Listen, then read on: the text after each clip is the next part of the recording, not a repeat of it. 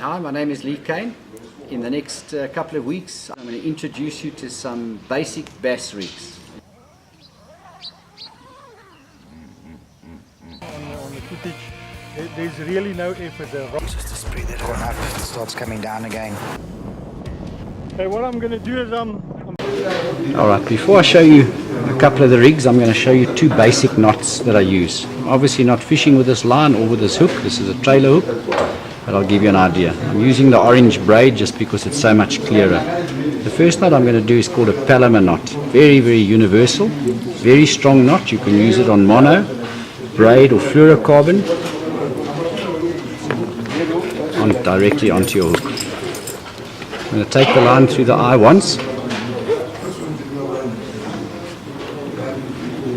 We go back through the eye and leave a loop behind the eye. So that's what I got there. I'm going to take the loop and I'm going to make a normal overhand knot with this loop. Just a single overhand knot. And I'm going to take the loop that I've got left and I'm going to drop the hook through it. Now before I pull this up, I'm going to make sure that I don't leave any of the line behind the close of the eye here. Pull it up a little bit. Always wet your knot. I've just put some saliva on it, whether it's braid or mono, just to stop it burning itself. And I'm going to pull the knot up. Let the tag end go. Pull the knot up nice and tight.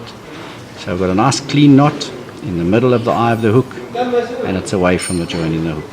Okay, so a very important part when I work with braid or mono, I want a nice pair of either braid scissors for working with braid or a nice pair of really sharp nail clippers. I'm going to trim that tag off, and there's my knot. I'm going to do it once more.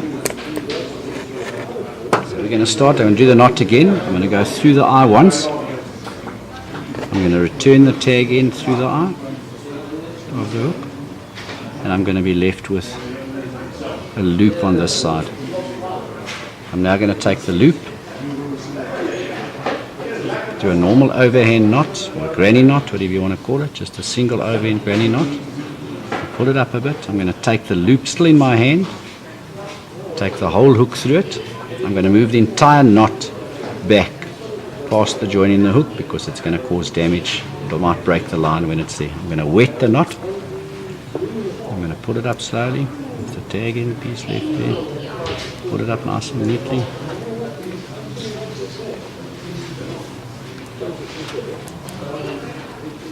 That's my knot. That's a Palomar knot.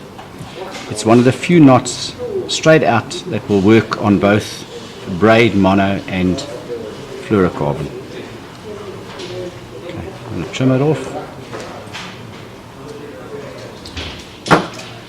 So that's the first of the knots that I use when I join a hook or even a swivel onto my line, depending on what I'm doing. Then the second knot, it's a little bit easier. You can even do it in the dark once you get used to it. What the second knot I'm going to do for you is called a uni knot. Now the first demonstration I'm going to give you is if you do this knot with mono or braid, it won't hold with braided lines. Did I say mono or braid? Mono or fluorocarbon? You have to get that. All right. Okay. So the next knot I'm going to show you, I'm going to show it to you with the braid, but I'm going to show you the style that it's tied either with monofilament or fluorocarbon. This particular knot in its basic form won't hold braided line on a hook, and you'll see what happens. This is called a uni knot. It's very simple. I go straight through the eye of the hook. I'm going to pinch the two lines together. With the tag end, I'm going to make a loop. You can see that? Now I'm going to take the tag end through the loop 4 times.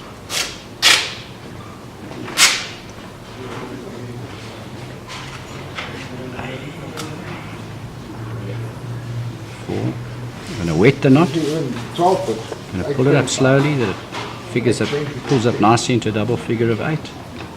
And let it slide down and pull up on itself.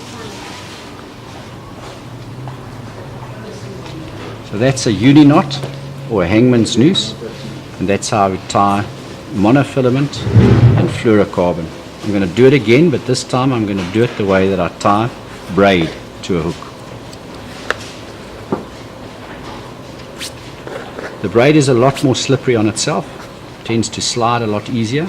So I'm going to do exactly the same knot, but I'm going to double it. So I'm going to go through the eye of the hook, and I'm going to go through again. And I'm going to pull that up and tuck it up on the top of the hook. So this time I've gone through the hook twice. And once again I'm going to make a loop with the tag end. And the difference this time, instead of going through the loop 4 times, I'm going to go through a minimum of 8 times with the braid.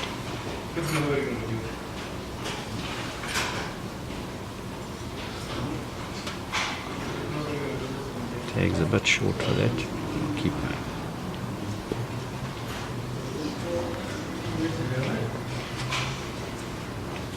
I'm going to wet that knot. See, it's going to pull up into multiple figure of 8s. See, it's got a nice hangman's noose there. Make sure all of the line stays above the join in the hook eye, and I'm going to pull that down.